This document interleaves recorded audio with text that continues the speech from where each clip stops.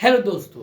तो मैं आज इस वीडियो में आपको बताने वाला हूँ कि acid base and salt chapter के बारे में। ठीक है, आपने ये चैप्टर बहुत सारे पढ़े हैं, मैं आपको कुछ अलग करके बताने का कोशिश करूँगा। अगर मैं ऐसा कर पाता हूँ तो मुझे कमेंट करके ज़रूर बताना ताकि मैं मोटिवेट हो सकूँ। आपने बहुत बुक में पढ़ा होगा कि एसिड वो चीज़ होते हैं जो खट्टे हों, बेस वो चीज़ होते हैं जो स्वाद में कड़वे हो। तो मैं आपको ये सब बता देता हूँ पहले से ही कि सभी जो स्वाद में खट्टे हो या सभी जो स्वाद में कड़वे हो सारे बेस नहीं होंगे या सारे एसिड नहीं होंगे। कुछ ऐसे भी स्वाद में होते हैं जो तीखे हो गए, जो मीठे हो गए, वो भी एसिड बेस हो सकते हैं। ठीक है, तो चलिए स्टार्ट करता हूँ। मैं आपको एक कहानी से बताता हूँ। एक बार क्या हुआ कि मैं गुपचुप खाने के लिए मार्केट में गया, आपने देखा होगा। तो मैं गुपचुप खा रहा था, तो अंकल खिला रहे थे गुपचुप खिलाने वाले। तो क्या हुआ कि गुपचुप खिला रहे थे तो एक जन को बहुत ज़्यादा खट्टा लग रहा था, इमली पानी होता आपको पता है। तो उन्होंने कहा कि थोड़ा खट्टा कम कीजिए ना। तो खट्टा कम करने के लिए क्या करते हैं, गोलकी जीरा है ना, धनिया जो मसाला रखते हैं पिसा हुआ, है ना, प्याज व्याज भी रखे थे, लहसुन आदि ये सब भी रखे थे, तो उसको डाल दिए।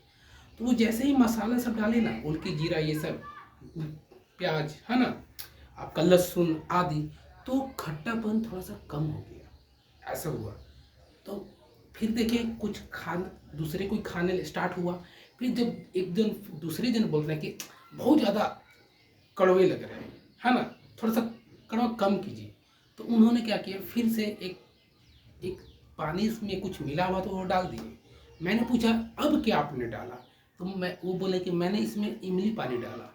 तो बोले इमली पानी में डालने से खट्टा हो जाएगा, और ये लहसुन प्याज ये सब जो आप डाल रहे आदि जीरा गोलकी ये सब से क्या होगा। तो बोले ये सब बेस है, इस सब से कड़वे होते हैं, मतलब खट्टे को कम करते हैं। तो बोले तो कैसे पता चलेगा कि कौन एसिड है, इसमें एसिड है उसमें बेस है। बोले अभी चलो तुम जाओ, बाद में आना, मैं बात में समझाऊंगा, अभी मेरा दुकानदारी का टाइम है। तो मुझे तुम संडे को, मैं संडे को दुकान नहीं लगाता हूँ, मैं संडे को तुमको सब समझा दूंगा। तो मैं संडे को वो अंकल से के पास जाता हूँ और मुझे वो बताते हैं। तो बताते हैं, मैंने पहले उनसे सवाल करता क्या सारे खट्टे चीज़ जो जो खट्टे लगते हैं वही क्या वही उसी में एसिड पाया जाता है। तो उन्होंने बोला नहीं, ऐसा नहीं है कि जो स्वाद में खट्टे लगे सिर्फ वही एसिड है, ऐसा नहीं है। जो स्वाद में खट्टे लगते हैं उनमें ज़्यादा एसिड पाया जाता है। जिनका स्वाद में जैसे इमली हो गया, नींबू हो गया, ये सब देखिएगा ज़्यादा खट्टा लगता है, तो इनमें ज़्यादा एसिड का मात्रा पाया जाता है ना। जैसे मिर्च आप देखें तीखा लगता है, लेकिन आपको बता दो वो भी एसिड उसमें भी होता है ना। आलू आलू में भी एसिड होता है। पटल, केरेला, केरेला का तो स्वाद कड़वा होता है, आप खाए होंगे, लेकिन वो भी आपको बता दो केरेला भी एक में एसिड पाया जाता है। सोचिए, तो कड़वा तो उसका स्वाद तो कड़वा होता है, लेकिन वो भी एसिड पाया जाता है। मिर्च तो तीखा होता है, उसका तो वो तो खट्टा नहीं लगता है, तो उसमें तो एसिड नहीं होना चाहिए, लेकिन मैं आपको बता दूं उसमें भी एसिड होता है। मैं काफ़ी सी चीज़ पढ़कर और इसके बारे में जानकारी लेकर आपको एकदम होश से आपको समझा रहा हूँ।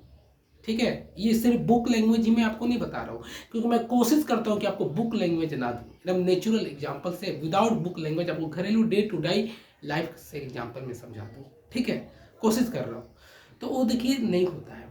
आप दूध पीते हैं, क्या दूध क्या खट्टे लगते हैं? नहीं, लेकिन उसमें भी एसिड होता है ना। इसका मतलब है कि जो खट्टे हैं ना उसमें ज़्यादा एसिड पाए जाते हैं, लेकिन जो खट्टे नहीं, ऐसा नहीं कि उसमें एसिड नहीं है। हम लोग जितने फल खाते हैं, बताइए, फल खाते हैं, सेव खाते हैं, अंगूर खाते हैं, इन सब में एसिड पाया जाता है। अब बताइए, आपने बुक में पढ़ा होगा, आपने कंपटीशन एग्जाम दे रहे होंगे या कुछ में, सब सब बहुत जरूरी है, या क्लास 10th के आप स्टूडेंट हैं। जैसे कि मान लीजिए कि आपको पता होगा कि इंसान जो दारू पीते, शराब पीते, वाइन पीते हैं, उनको पूछिएगा, अगर आप पीते हैं या आपके कोई संबंधी दोस्त यार या अंकल जो भी पीते हैं, तो उनसे पूछिएगा उसका स्वाद कड़वा होता है। लेकिन आपको बता दूं कि दारू एक जो होता है, शराब जो होता है, वो उसमें एसिड पाया जाता है, क्योंकि ज़्यादा जैसे बियर आपको पता है वो अंगूर से, ज़्यादातर अंगूर का से ज़्यादा उसमें अंगूर का रस से बनाया जाता है, और अंगूर एक खुद एसिड होता है, उसमें एसिड पाया जाता है। तो दारू भी एसिड हुआ, और दारू का एसिड ही होता है, उसमें एसिड ही होता है। बताइए, तो स्वाद में कड़वे हैं, लेकिन वो एसिड क्यों हो रहा है? इससे साफ पता चलता है कि सभी कड़वे चीज़ एसिड नहीं होते। तो एसिड है क्या? बेस है क्या, समझ में आ गया ना। मतलब कहने की वजह से नीम का पत्ता, वो देखिए कड़वा तो वो है, उसमें बेस है। मतलब देखिए कहने का मतलब, तो कैसे समझेंगे, तो वो मुझे अंकल ने बताया कि एक समझो, एक आप चलकर पढ़ेंगे कि एक पहचानने वाला आता है, एक इंडिकेटर आता है, इसको हिंदी में सूचक बोलते हैं, वो बता देता है कि कौन एसिड है कौन बेस है। मतलब बताइए कि आप सभी चीज को तो चखेंगे नहीं। मान लीजिए कोई जहर है, उसको आप चख लिए तो आपको तो मृत्यु हो सकती है, आप एसिड बेस के चक्कर में तो आप चले जाएंगे। इसलिए कुछ इंडिकेटर होता है जो बता देता है कि एसिड है कि बेस है कि सॉल्ट है, मतलब कि, और वो एसिड में कितना पावरफुल एसिड है, और बेस है तो कितना पावरफुल एसिड है। जैसे कहता है एक पीएच स्केल है, मतलब पीएच मतलब पोटेंशियल ऑफ हाइड्रोजन, मतलब हाइड्रोजन का पावर, मतलब उसमें पानी का कितना पावर है, हाइड्रोजन आयन का कितना पावर है, मतलब पीएच मतलब पोटेंशियल ऑफ हाइड्रोजन, मतलब उसमें पानी का सब एक शुद्ध भाषा में बताया उसमें पानी कितना बचे। जैसे मान लीजिए एग्जाम्पल बता दें, आप हरा मटर देखे होंगे, मान लीजिए आप हरा मटर देखे होंगे, आपके घर में आता भी होगा, तो जब जब एक हरा मटर को पेड़ से तोड़िए, एकदम पेड़ से तोड़िए, देखिएगा पूरा हरा रहेगा, उसमें पानी का, आप उसमें गीला, हाथ में आपको गीला गीला रहेगा, मतलब उसमें पानी का मात्रा मतलब सॉफ्ट रहेगा। और एक बहुत दिन के बाद जो दुकान में बिकता है, राशन दुकान में जो मटर बिकता है हरा मटर, उसको लाइएगा, देखिए वो कड़ा रहेगा एकदम। तो दोनों में पानी का मात्रा किस में रहेगा, आप बोलेंगे कि जो हरा मटर है उसमें ज़्यादा पानी का मात्रा रहेगा, तो उसमें पोटेंशियल है ना, हाइड्रोजन का आयन का ज़्यादा रहता है। और उसमें मतलब कंपेयर करें हरा मटर जो है ना, ताज़ा हरा मटर और जो बहुत दिन का हरा मटर हो जा रहा है, तो ताज़ा मटर में ना जो पीएच मान होता है वो कम होगा, मतलब उसमें एसिड मात्रा ज़्यादा होगा कंपेयर बहुत दिन वाला मटर, जो राशन दुकान में मटर मिलता है उससे कंपेयर में ज़्यादा एसिड मात्रा होगा, जो एकदम ताज़ा मटर हम लोग पेड़ से तोड़ रहे हैं। समझ में आ रहा है, मतलब जिसमें लिक्विड मात्रा ज़्यादा हो। जैसे मान लीजिए एग्जाम्पल में आपने बादाम खाया, आप खाते होंगे, बादाम खा रहे हैं, जो भूजा खाते हैं, चना खाते हैं, उसमें क्या लिक्विड का मात्रा रहता है, रहेगा तो क्या ज़्यादा रहेगा, वो सब बेस में आते हैं, क्योंकि उसमें लिक्विड का मात्रा, पानी का मात्रा एकदम ना के बराबर रहता है। समझ में आया। वहीं आप सब्जी कोई फल खाइए, सेव खाइए, अंगूर खाइए, नारंगी खाइए, देखिएगा सब में पानी का मात्रा आपको नजर आएगा, सब में मतलब रस होगा, मतलब रस समझिए, जिसमें रस ज़्यादा मटेरियल में, उसमें पानी, रस मतलब उसमें लिक्विड है, यानी उसमें पानी है, यानी उसमें हाइड्रोजन का आयन उपस्थित है, तो वो एसिड हुआ। और जिसमें हाइड्रोजन का आयन कम रहेगा, ना का बराबर है, जितना कम रहेगा उतना ज़्यादा बेस रहेगा, और जितना ज़्यादा मतलब समझिए खट्टा रहेगा उतना ज़्यादा एसिड है। खट्टा का मात्रा कम होते जाएगा तो एसिड का मात्रा कम होते जाएगा। समझ में आ रहा है ना। उसी तरह अब समझ में आया ना, ये नहीं कहेंगे कि जो सभी कड़वे स्वाद में लगने वाले बेस कहलाएंगे।